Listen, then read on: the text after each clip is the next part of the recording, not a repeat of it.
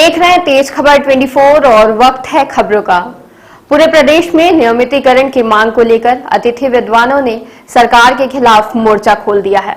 आज अतिथि विद्वानों ने कहा कि 18 वर्षों तक प्रदेश के मुखिया शिवराज सिंह चौहान ने उन्हें छला। कमलनाथ की सरकार आई, उनकी मांगों के लिए नोटिस तैयार हुई, लेकिन सरकार गिर गई।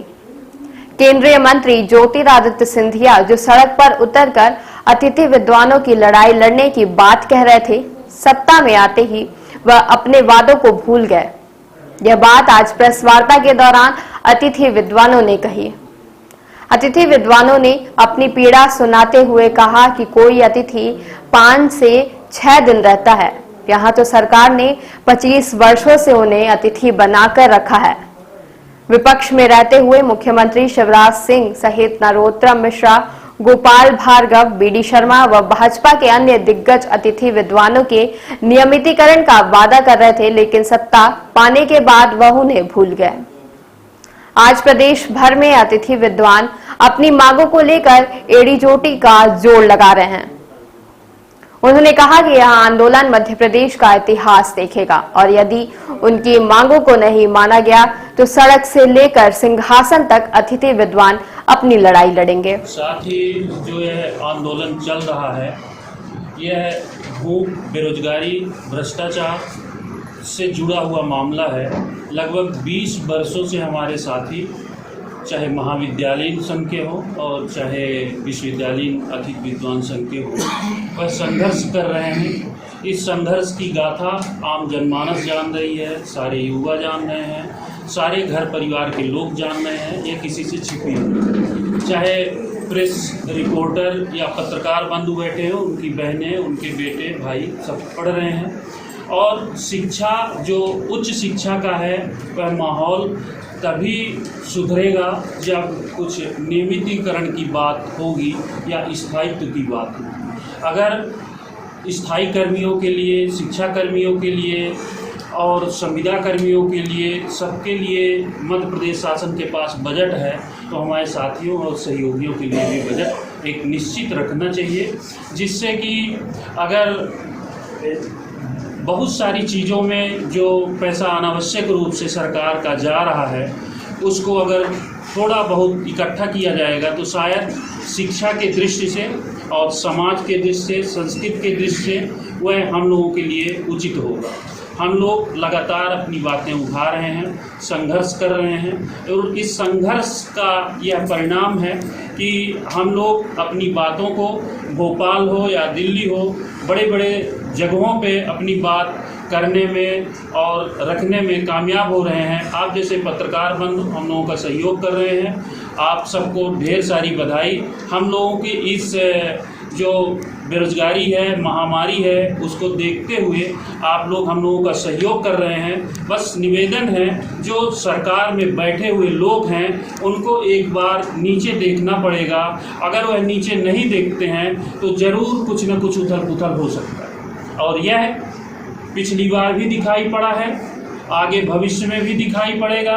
क्योंकि युवा अगर बेरोजगार है, अगर युवा अगर क्रांति नहीं ला सकता है, युवा अगर बदलाव नहीं ला सकता है, युवा अगर समाज को दिशा नहीं दिखा सकता है, तो बैठे हुए 70-80 साल के बुढ़े वह समाज में सिर्फ और सिर्फ अपनी तानाशाही चला सकते हैं, राजनीति चला सकते हैं, रोटी सेक सकते हैं, सिर्फ वह एक नई दिशा नहीं दे सकते हैं जिससे हमारा बच्चा, आपका बच्चा आगे बढ़ सके, अच्छा रास्ता और उसको अच्छा विकास और अच्छा स्वास्थ्य, उसके लिए जो जरूरी आवश्यकता है, जो मूलभूत आवश्यकता है, शिक्षा, स्वास्थ्य अगर हमारा अच्छा है तो सब कुछ अच्छा है।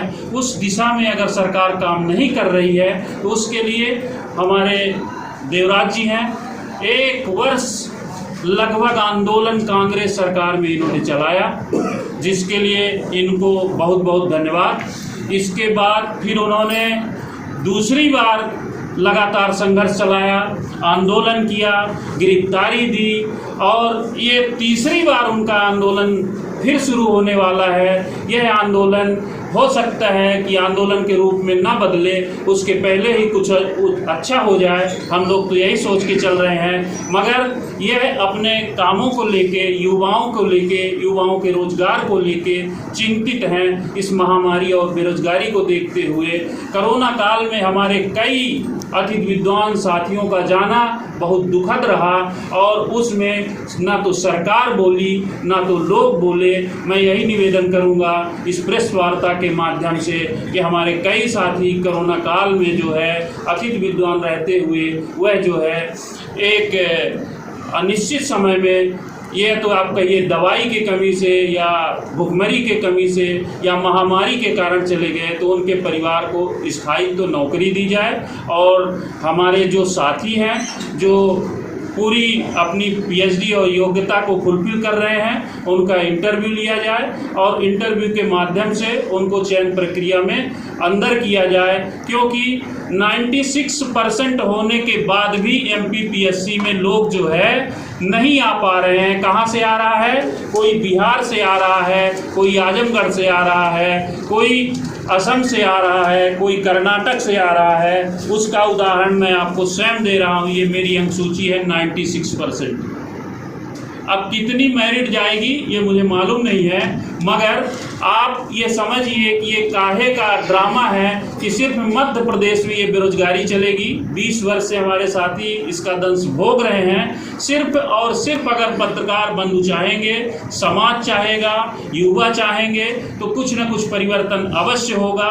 एक स्थायित्व देना चाहिए, क्योंकि छोटे बड़े हर जगहों में सबका समय जो है आ रहा है, तो ये हम लोग उम्मीद करते हैं कि हमारे मित्रों का भी समय अच्छा आना चाहिए। अगर देवराज जी भोपाल से इस बिंद की धरती पे आए हैं तो बिंद की धरती में हमेशा कुछ न कुछ नया दिया है।